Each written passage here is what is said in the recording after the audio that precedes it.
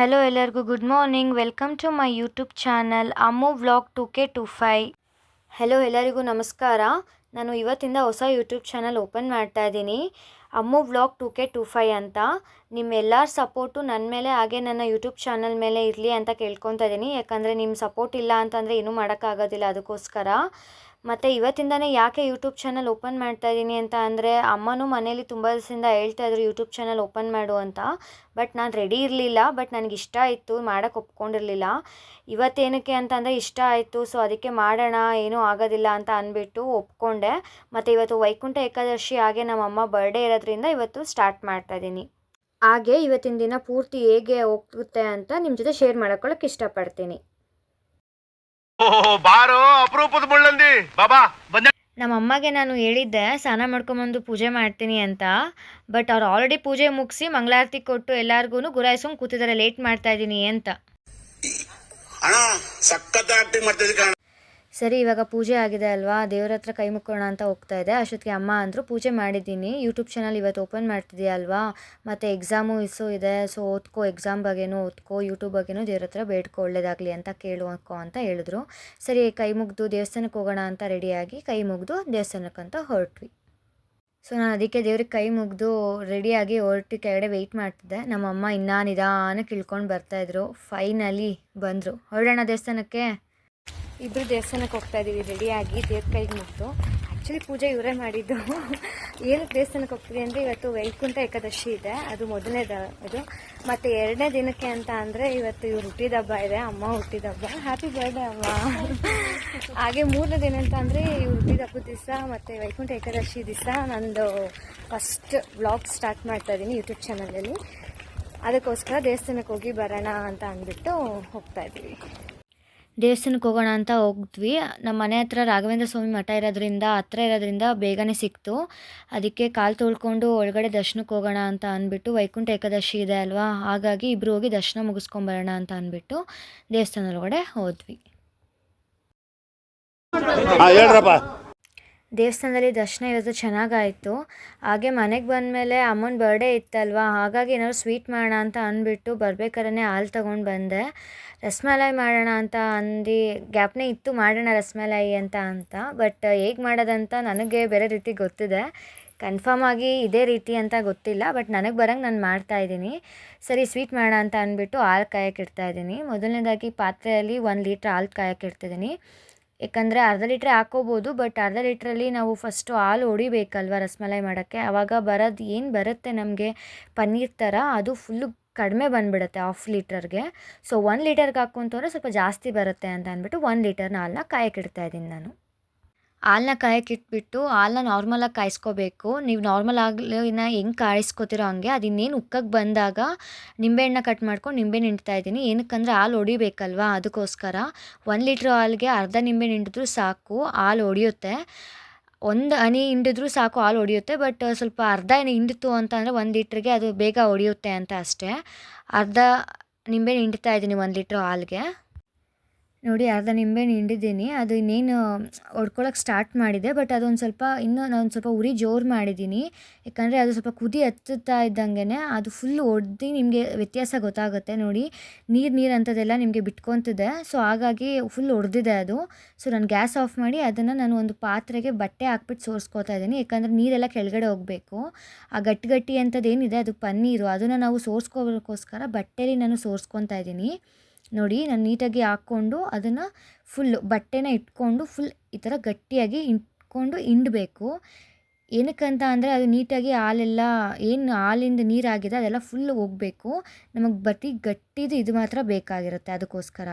ಮತ್ತು ಇನ್ನೊಂದು ಸತಿ ನಾನು ಫುಲ್ ಎಲ್ಲ ಹಿಂಡಾದ್ಮೇಲೆ ನೀರು ಹಾಕ್ಕೊತಾ ಇದ್ದೀನಿ. ಯಾಕಂದರೆ ನಾನು ನಿಂಬೆಹಣ್ಣು ಹಿಂಡಿರ್ತೀನಲ್ವ, ಸೊ ಹಾಗಾಗಿ ಅದು ಸ್ಮೆಲ್ಲು, ಅದು ಟೇಸ್ಟ್ ಬರಬಾರ್ದು ಪನ್ನೀರಲ್ಲಿ ಅಂತ ಅಂದ್ಬಿಟ್ಟು ನೀರು ಹಾಕ್ಕೊಂಡು ನಾನು ಅದು ಟೇಸ್ಟು, ಅದು ಸ್ಮೆಲ್ ಹೋಗೋ ಥರ ಅದನ್ನು ನೀರನ್ನು ಹಿಂಡ್ತಾ ಇದ್ದೀನಿ ಗಟ್ಟಿಗೆ. ನಮಗೆ ಬರೀ ಅದು ನಾರ್ಮಲಾಗಿ ಪನ್ನೀರ್ ಹೆಂಗಿರುತ್ತೆ, ನೀರೇನು ಸೋಗಿಸ್ಕೊಂಡಿರೋ ಥರ ಆ ಥರ ಹಿಂಡ್ಕೊಂಡು ನಮಗೆ ಪನ್ನೀರ್ ಬೇಕು.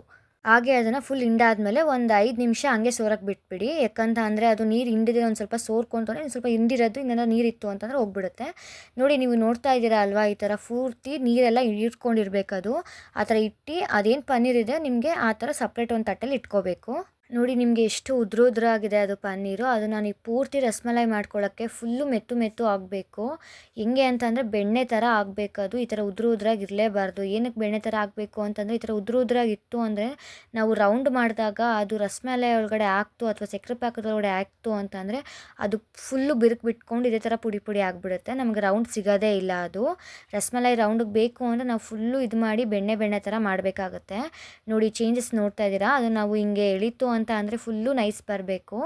ಇನ್ನೂ ನೈಸ್ ಬರಬೇಕು. ನಿಮ್ಗೆ ಹೆಂಗೆ ಗೊತ್ತಾಗುತ್ತೆ ನೈಸ್ ಎಷ್ಟು ಬೇಕು ಅಂತಂದರೆ, ಉಂಡೆ ಮಾಡಿಕೊಂಡಾಗ ಉಂಡೆ ಮಾಡಿಕೊಂಡು ನೀವು ಈ ಥರ ಅಂದರೆ ಫ್ಲ್ಯಾಟಾಗಿ ಮಾಡ್ತು ಅಂತ ಅಂದರೆ ಈ ಥರ ಬಿರುಕು ಬಿಟ್ಕೋಬಾರ್ದು. ಬಿರುಕು ಬಿಟ್ಕೋತು ಅಂತ ಅಂದರೆ ಅದಿನ್ನೂ ಮೆತ್ತು ಆಗಬೇಕಂತ. ಬಿರುಕು ಬಿಟ್ಕೊಂಡ್ರೆ ಸಕ್ಕರೆ ಪಾಕದಲ್ಲೂ ಬಿರುಕು ಬಿಟ್ಕೊಂಡ್ಬಿಡುತ್ತೆ. ಅದಕ್ಕೋಸ್ಕರ ಫುಲ್ಲು ಅದು ಬೆಣ್ಣೆ ಥರ ಆಗಬೇಕು, ಫುಲ್ಲು ನೈಸ್ ಆಗಬೇಕು ಈ ಥರ ಉದುರು ಇರೋದು. ನೋಡಿ ನೀವು ನೋಡ್ತಾ ಇದ್ದೀರಾ ಫುಲ್ಲು ಬೆಣ್ಣೆ ಥರ ಆಗಿದೆ. ಮತ್ತು ಅಂಗೈಯಲ್ಲಿ ಇಸುಕಬೇಕಾಗುತ್ತೆ. ಏನಕ್ಕಂತ ಅಂದರೆ ನೀವು ಬೆಳ್ಳಲ್ಲಿ ಇಸುಕಿತು ಅಂತಂದರೆ ಅದು ನೈಸ್ ಆಗೋದಿಲ್ಲ. ನೀವು ಅಂಗೈಲಿ ಹಿಂಗೆ ಒಸಿತು ಅಂತ ಅಂದರೆ ಅದು ಏನು ತರಕ್ಲು ಇರುತ್ತೆ ಅದು ಫುಲ್ಲು ಬೆಣ್ಣೆ ಥರ ನೈಸ್ ಆಗೋಗ್ಬಿಡುತ್ತೆ. ಬೆಣ್ಣೆ ಹೆಂಗೆ ನೈಸ್ ಇರುತ್ತೋ ಆ ಥರ ಫುಲ್ಲು ನೈಸ್ ಆಗಬೇಕು. ನಿಮಗೆ ಇವಾಗ ಕನ್ಫರ್ಮ್ ಆಗುತ್ತೆ ನೋಡಿ. ಅದು ಫುಲ್ ಉಂಡೆ ಮಾಡಿಕೊಂಡು ಒಂದು ಚಿಕ್ಕ ಉಂಡೆ ಥರ ಮಾಡ್ಕೊಳ್ಳೋಕ್ಕೆ ಅದನ್ನು ತಗೊಳ್ಳಿ. ಅದನ್ನು ತಗೊಂಡು ನೀವು ಫುಲ್ಲು ಅದು ನಾರ್ಮಲ್ ಕೈಯಲ್ಲೂ ಒಸ್ಕೋಬೋದು. ನೀವು ಕೈಯಲ್ಲೂ ಒಸ್ಕೊಂಡು ಹಿಂಗೆ ಆಡ್ತು ಅಂತ ಅಂದರೆ ನೋಡಿ ಅದು ಬಿರುಕು ಬಿಟ್ಕೊತಾ ಇಲ್ಲ. ಈ ಥರ ಆಗಿದೆ ಅಂತ ಅಂದರೆ ಅದು ಸಾಕು ಅಂತ ಅರ್ಥ. ಫುಲ್ಲು ಬೆಣ್ಣೆ ಥರ ಮಾಡಿಕೊಂಡು ನೀವು ಇದೇ ಥರ ಒಂದು ಎಷ್ಟಾಗುತ್ತೋ ಅಷ್ಟು ಮಾಡ್ಕೋಬೋದು. 1 ಲೀಟ್ರು ಹಾಲಲ್ಲಿ ನೀವು ಮಿನಿಮಮ್ ಒಂದು 10 ಉಂಡೆವರೆಗೂ ಮಾಡ್ಕೋಬೋದು. ಹಾಗಾಗಿ ಮೊದಲನೇದಾಗಿ ಅದೇನು ಅಷ್ಟು ದಪ್ಪ ಉಂಡೆ ಇದೆ ಅದನ್ನೆಲ್ಲ ನಾನು ಒಂದು 10 ಉಂಡೆ ಎಷ್ಟಾಗುತ್ತೋ ಒಂದು ನನಗೆ ಹೆಂಗೆ ಬೇಕೋ ಆ ಸೈಜಲ್ಲಿ ನಾನು ಸ್ವಲ್ಪ ಸ್ವಲ್ಪ ತೊಗೊಂಡು ಮಾಡ್ಕೊತಾ ಇದ್ದೀನಿ. ಯಾಕಂದರೆ ಮತ್ತೆ ದೊಡ್ಡದು ಸ್ವಲ್ಪ ಚಿಕ್ಕದು ಆಗಬಾರ್ದಲ್ವ, ಎಲ್ಲ ಒಂದೇ ಸಮ ಮಾಡ್ಕೊತು ಅಂದರೆ ಈಸಿ ಆಗುತ್ತೆ ಅಂತ. ಆಮೇಲೆ ನೀಟಾಗಿ ನೋಡಿ ಅದು ಆ ಥರ ಹೆಂಗೆ ಬಿರುಕು ಬಿಟ್ಕೊಂಡರೆ ಆಗಿದೆಯೋ ಅದೇ ಥರ ಎಲ್ಲ ನೀಟಾಗಿ ಬೇಕಾದ್ರೆ ಕೈಯಲ್ಲೇ ಒಸ್ಕೋಬೋದು. ನಾವು ಏನು ಉಂಡೆ ಮಾಡಬೇಕಾದ್ರೆ ಕೈಯಲ್ಲೇ ಹಿಂಗೆ ಒಸ್ಕೊಂತು ಅಂತಂದರೆ ಇನ್ನೂ ಈಸಿ ಆಗುತ್ತೆ ನಮಗೆ. ಇನ್ನೂ ಬೆಣ್ಣೆ ಥರ ಆಗಿ ಇನ್ನೂ ಸಾಫ್ಟಾಗಿ ಬರುತ್ತೆ. ನೋಡಿ ಈ ಥರ ಮಾಡ್ತೀನಲ್ಲ, ಈ ಥರ ಇಸ್ಕೊಂಡು ಎಲ್ಲನೂ ಅದೇ ಥರ ಮಾಡಿ ಇಟ್ಕೋಬೇಕು. ನೋಡಿ ಎಷ್ಟು ಸಾಫ್ಟಾಗಿ ಬಂದಿದೆ. ಇವಾಗ ಇದನ್ನು ಸೈಡಲ್ಲಿ ಇಕ್ಕಿ ನಾವು ಸಕ್ಕರೆ ಪಾಕಕ್ಕೆ ರೆಡಿ ಮಾಡ್ಕೊಳ್ಳೋಣ. ಮೊದಲನೇದಾಗಿ ಒಂದು ಬಾಣಲೆ ಇಟ್ಟಿದ್ದೀನಿ. ಅದಕ್ಕೆ ಒಂದು 5ರಿಂದ 6 ಸ್ಪೂನಷ್ಟು ಸಕ್ಕರೆ ಹಾಕ್ತಾಯಿದ್ದೀನಿ. ಯಾಕಂದರೆ ಸಕ್ಕರೆ ಪಾಕ ಹಿಡ್ಕೋಬೇಕಲ್ಲ. ಒಂದು 10 ಉಂಡೆ ಥರ ಆಗಿದೆ ಅಂತಂದರೆ ನಮ್ಗೆ ಅದೊಂದು 5ರಿಂದ 6 ಸ್ಪೂನ್ ಬೇಕೇ ಬೇಕು. ಆಮೇಲೆ ಒಂದು 3 ಲೋಟ ನೀರು ಹಾಕ್ತಾಯಿದ್ದೀನಿ. ಒಂದು 5ರಿಂದ 6 ಸ್ಪೂನ್ ಸಕ್ಕರೆಗೆ 3 ಲೋಟ ನೀರು ಹಾಕ್ತಿದ್ದೀನಿ. ಮತ್ತು ಅದು ಫುಲ್ ಕುದಿಬೇಕು. ಕುದೀದಿ ಅದು ಸಕ್ಕರೆ ಏನಿದೆ ಅದು ಫುಲ್ಲು ಕರಗಬೇಕು. ಕುದಿಯೋಕ್ಕೆ ಸ್ಟಾರ್ಟ್ ಆದಮೇಲೆ ನೋಡಿ ಈ ಥರ ಕುದಿಯೋಕ್ಕೆ ಯಾವಾಗ ಸ್ಟಾರ್ಟ್ ಆಗುತ್ತೋ ಆವಾಗ ನೀವು ಅದೇನು ನೀವು ಮಾಡಿ ಇಟ್ಕೊಂಡಿದ್ದೀರ ರಸಮಲಾಯಿನ ಅದನ್ನು ನೀವು ಇದರೊಳಗಡೆ ಹಾಕ್ಬೋದು. ಫುಲ್ಲು ಕುದೀತಾ ಇರ್ಬೇಕಾದ್ರೆ ಹಾಕ್ಬೋದು. ಅದೇನು ಆಫ್ ಮಾಡೋಂಗೂ ಇಲ್ಲ. ನೋಡಿ ನಿಧಾನಕ್ಕೆ ಹಾಕಬೇಕಾಗುತ್ತೆ. ಯಾಕಂದರೆ ನೀವು ಜೋರಾಗಿ ಬಿಡ್ತು ಅಂತ ಅಂದರೂ ಅದನ್ನು ಕಿತ್ತೋಗೋ ಚಾನ್ಸಸ್ ಇರುತ್ತೆ. ಸೊ ಹಾಗಾಗಿ ನಿಧಾನಕ್ಕೆ ಹಾಕಿ, ಉರಿ ಸ್ವಲ್ಪ ಕಡಿಮೆ ಮಾಡ್ಕೊಂಡು ಹಾಕಿ. ಬಟ್ ಪೂರ್ತಿ ಆಫ್ ಮಾಡಬೇಡಿ. ಉರಿ ಹಂಗೆ ಕುದಿತಾನೇ ಇರಬೇಕು. ಹಂಗೇ ಒಂದು 5 ನಿಮಿಷ ನೀವು ಕುದಿಸ್ಕೊಳ್ಬೋದು. ನೋಡಿ ಈ ಥರ ಒಂದು 5 ನಿಮಿಷ ಕುದಿಸಿದ್ದೆಲ್ಲ ಆದಮೇಲೆ ನೀವು ಪ್ಲೇಟ್ ಮುಚ್ಚಿ ಒಂದು 10 ನಿಮಿಷ ಕುದಿಸ್ಕೊಬೇಕಾಗತ್ತೆ. ಯಾಕಂದರೆ ಅದು ಸಕ್ಕರೆ ಪಾಕ ಹಿಡ್ಕೋಬೇಕಲ್ವಾ. ಈಗ ಒಂದು 15 ನಿಮಿಷ ಆಗಿದೆ ಪ್ಲೇಟೆಲ್ಲ ಮುಚ್ಚಿ ಎಲ್ಲ ಪ್ರತಿಯೊಂದು. ನೋಡಿ ನಿಮಗೆ ಡಿಫ್ರೆನ್ಸ್ ಗೊತ್ತಾಗ್ತದೆ. ನಾವು ಹಾಕ್ದಾಗ ಎಷ್ಟು ಚಿಕ್ಕದಾಗಿತ್ತು, ಇವಾಗ ಎಷ್ಟು ದಪ್ಪ ಆಗಿದೆ ಅಂತ. ಇನ್ನೂ ನೀವು ಚಿಕ್ಕದಾಗಿ ಬೇಕು ಅಂದರೆ ಇನ್ನೂ ಚಿಕ್ಕದಾಗೂ ಮಾಡ್ಕೋಬೋದು ಉಂಡೆನ. ಯಾಕಂದರೆ ನಾವು ಚಿಕ್ಕದಾಗಿ ಮಾಡ್ಕೊಂಡು ಎಷ್ಟು ದಪ್ಪ ಆಗಿದೆ. ಸೊ ಅದಕ್ಕೋಸ್ಕರ ಇವಾಗ ಆಲ್ಮೋಸ್ಟ್ 15 ಮಿನಿಟ್ಸ್ ಅದು ಬಾಯ್ಲ್ ಆಗಿದೆ ಸಕ್ಕರೆ ನೀರಲ್ಲಿ. ನಾವು ಇವಾಗ ಅದನ್ನು ವಾಪಸ್ ತೆಗ್ದು ಅದು ಆಫ್ ಮಾಡಿಬಿಟ್ಟು ಗ್ಯಾಸ್ನ ಪಕ್ಕದಲ್ಲಿ ಆರಕ್ಕಿಡಬೇಕು. ಅದು ಆರಿದ್ಮೇಲೆ ನಾವು ಏನು ರಸಮಲಾಯಿಗೆ ನಾವು ಏನು ಸೇರ್ವ ಮಾಡ್ಕೋತೀವೋ ಅದಕ್ಕೆ ಹಾಕೋಕ್ಕೆ ಚೆಂದ ಆರಲೇಬೇಕದು. ಸೊ ಅದನ್ನು ಆರಕ್ಕಿಟ್ಬಿಟ್ಟು ನಾನು ಇನ್ನೊಂದು ಪಾತ್ರೆಯಲ್ಲಿ ಹಾಲು ಕಾಯಿಸ್ಕೊತಾ ಇದ್ದೀನಿ. ಅರ್ಧ ಲೀಟ್ರ್ ಹಾಲಕ್ಕೆ ಏನಕ್ಕೆ ಕಾಯಿಸ್ಕೊತಾ ಇದ್ದೀನಿ ಅಂತ ಅಂದರೆ, ಯಾಕಂದರೆ ನಾನು ಇವಾಗ ರಸಮಲಾಯಿಗೆ ರಸ ಮಾಡ್ಕೋಬೇಕಲ್ವ. ಸೊ ಹಾಗಾಗಿ ಸೇರ್ವ ಮಾಡ್ಕೊಳ್ಬೇಕಲ್ವ ಅದನ್ನು ಹಾಕೋದಕ್ಕೆ. ಹಾಗಾಗಿ ನಾನು ಅರ್ಧ ಲೀಟ್ರ್ ಹಾಲನ್ನ ತಗೊಂಡು ಒಲೆ ಮೇಲೆ ಇಡ್ತಾಯಿದ್ದೀನಿ. ಅದೂ ನೀವು ಹಾಲು ಥರನೇ ಕಾಯಿಸ್ಬೇಕು. ಹಾಲು ಥರ ಕಾಯಿಸಿ ಅದು ಕುದಿಯೋಕ್ಕೆ ಸ್ಟಾರ್ಟ್ ಆದಮೇಲೆ ಬಾದಾಮಿ ಪೌಡ್ರ್ ಹಾಕ್ಕೊತಾ ಇದ್ದೀನಿ ನಾನು, ಕಲರ್ಗೋಸ್ಕರ ಹಾಗೆ ಟೇಸ್ಟ್ಗೋಸ್ಕರ. ನೀವು ಬೇಕಾದರೆ ಬಾದಾಮಿ ಪೌಡ್ರ್ ಬದಲು ನೀವು ಕಲರ್ ಹಾಕ್ಬೋದು. ಕಲರ್ ಹಾಕ್ಕೊಂಡ್ರೆ ಚೆನ್ನಾಗಿರೋದಿಲ್ಲ, ಟೇಸ್ಟ್ ಎಲ್ಲ ಹೋಗ್ಬಿಡುತ್ತೆ. ಸೊ ಬಾದಾಮಿ ಪೌಡ್ರ್ ಹಾಕ್ಕೊಂಡು ಏಲಕ್ಕಾಯಿನ ಕುಟ್ಟು ಹಾಕ್ಕೊತಾ ಇದ್ದೀನಿ ನಾನು, ಒಂದು 2 ಏಲಕ್ಕಾಯಿ. ಬಾದಾಮಿ ಪೌಡ್ರು ಸ್ವಲ್ಪನೇ ಹಾಕಿದ್ದೀನಿ, ಒಂದು 3 ಸ್ಪೂನ್ಸ್ ಹಾಕಿದ್ದೀನಿ ಅಷ್ಟೇ. ಆಮೇಲೆ ಬಾದಾಮಿ ಮತ್ತು ಗೋಡಂಬಿನ ಪೀಸ್ ಮಾಡಿ ಇಟ್ಕೊಂಡಿದ್ದೆ ಲಾಸ್ಟಲ್ಲಿ ಡೆಕೋರೇಟ್ ಮಾಡೋಕ್ಕೆ. ಅದನ್ನು ಇವಾಗೂ ನೀವು ಟೇಸ್ಟ್ ಹಿಡಿಬೋದು. ಅದಕ್ಕೆ ಬಾದಾಮಿ ಗೋಡಂಬಿ ಇವಾಗೇ ಹಾಕ್ತಂದ್ರೆ ಸ್ವಲ್ಪ ಟೇಸ್ಟ್ ಹಿಡಿಯುತ್ತೆ ಅದಕ್ಕೆ. ಸೊ ಹಾಲಿಗೆ ನಾನು ಇವಾಗೇ ಹಾಕ್ತಾಯಿದ್ದೀನಿ. ಹಾಲು ಕಾಯಬೇಕಾದ್ರೇ ಅದೊಂದು 2 ನಿಮಿಷ ಚೆನ್ನಾಗಿ ಕುದ್ಮೇಲೆ ಹಾಲನ್ನ ನೀವು ಇಳಿಸ್ಕೋಬೋದು. ಕಲ್ಲರು ಏಲಕ್ಕಾಯಿ ಎಲ್ಲ ಅದು ಒಂದು ಸ್ವಲ್ಪ ನೀರು ಬಿಟ್ಕೊಂಡ್ಮೇಲೆ ನೋಡಿ ಈ ಥರ ಕುದೀತಾ ಇದೆ, ಎಲ್ಲ ಬಿಟ್ಕೊಂಡೆಲ್ಲ ಹಾಕಾದ್ಮೇಲೆ.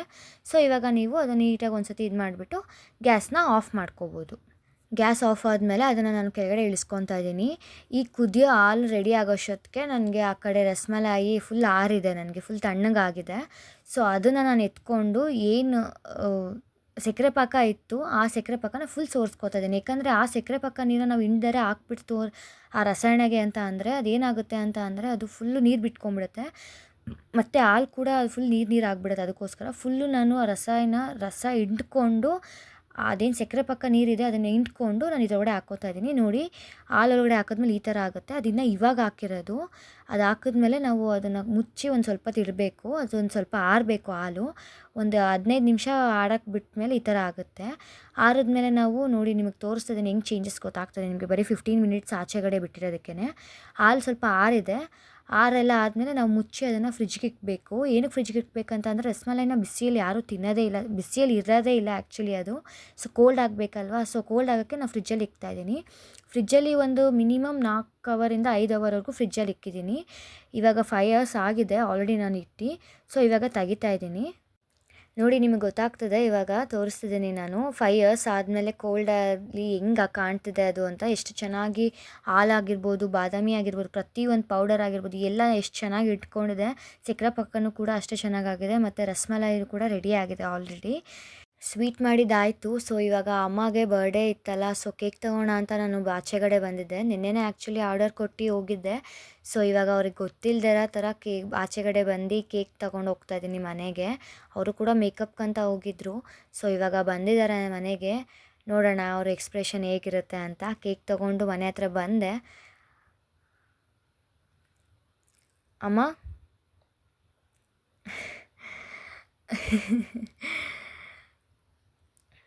ಈಗ ಬಂದು ಕೇಕ್ ಕಟ್ ಮಾಡೋಣ ಅಂತ ಅಂದ್ಬಿಟ್ಟು ಎಲ್ಲ ತೊಗೊಂಡು ಬಂದು ಕಟ್ ಮಾಡೋಕ್ಕೆ ರೆಡಿ ಮಾಡಿ ಕೊಡ್ತಾಯಿದ್ದೀನಿ ಅವ್ರಿಗೆ.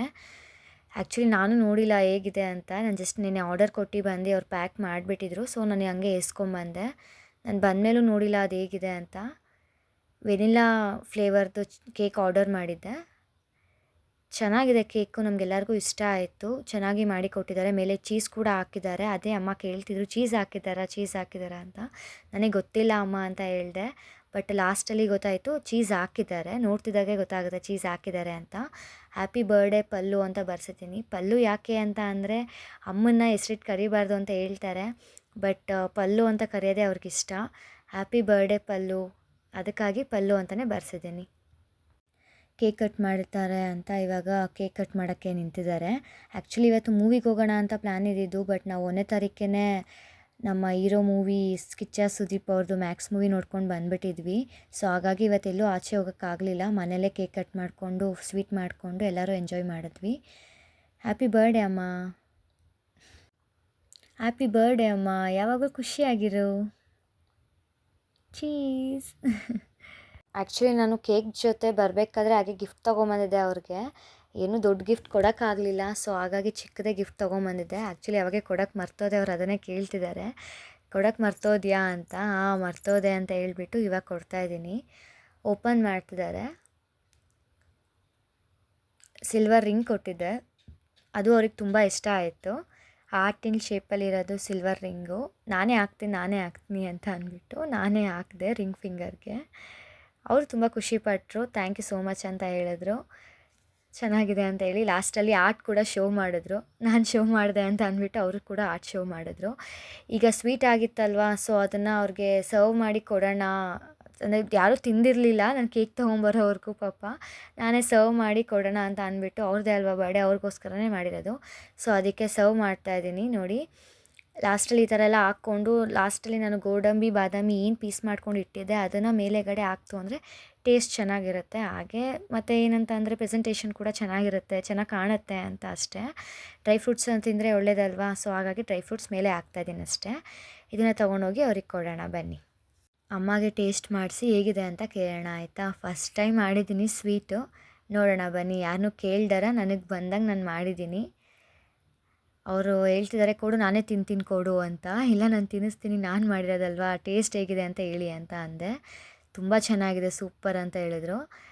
ಪರವಾಗಿಲ್ಲ ಇನ್ನೊಂದು ಸ್ವಲ್ಪ ತಿನ್ನಿ ಅಂತ ಅಂದ್ಬಿಟ್ಟು ಇನ್ನೊಂದು ಸ್ವಲ್ಪ ತಿನ್ನಿಸ್ದೆ. ಚೆನ್ನಾಗಿದೆ, ನಂಗೆ ಇಷ್ಟ ಆಯಿತು ಅಂತ ಹೇಳಿದ್ರು. ಸಾಕು ಅಂತ ಹೇಳಿದ್ರು. ಸಾಕಾ, ಸರಿ ನಾನು ತಿಂತೀನಿ ಅಂತ ಅಂದ್ಬಿಟ್ಟು ನಾನು ತಿಂದೆ. ನಿಜವಾಗ್ಲೂ ಚೆನ್ನಾಗಿತ್ತು. ನೀವು ಟ್ರೈ ಮಾಡಿ ಮನೇಲಿ, ಚೆನ್ನಾಗಿ ಬಂದಿದೆ. ಓಕೆನಾ? ಸೊ ನನ್ನ ದಿನ ಹೀಗಿತ್ತು. ಮಾರ್ನಿಂಗ್ ದೇವಸ್ಥಾನ, ಮಧ್ಯಾಹ್ನ ಅಮ್ಮ ಬರ್ಡೇಗೆ ಸ್ವೀಟ್, ಕೇಕ್ ಕಟ್ಟಿಂಗ್ ಇದೆಲ್ಲ ಆಗೋಷ್ಟೊತ್ತಿಗೆ ನಮಗೆ ಟೈಮು 9:30 ಆಗಿಬಿಟ್ಟಿತ್ತು. ಸೊ ಅಮ್ಮಗೆ ಊಟ ಮಾಡಿ ಮಲ್ಕೋಣ ಅಂತ ಹೇಳಿದ್ದಕ್ಕೆ ಅಮ್ಮ ಸರಿ ಬಾ ಅಂತ ಊಟ ಹಾಕ್ಕೊಡ್ತಾಯಿದ್ರು. ನಿಮ್ಗೆ ಇಷ್ಟ ಆಗಿದರೆ ನನ್ನ ವೀಡಿಯೋ, ನನ್ನ ವ್ಲಾಗು ಸಬ್ಸ್ಕ್ರೈಬ್ ಮಾಡಿ ಯೂಟ್ಯೂಬ್ ಚಾನಲ್ನ ಅಮ್ಮು ವ್ಲಾಗ್ 2K25. Thank you. ಅಷ್ಟೇ.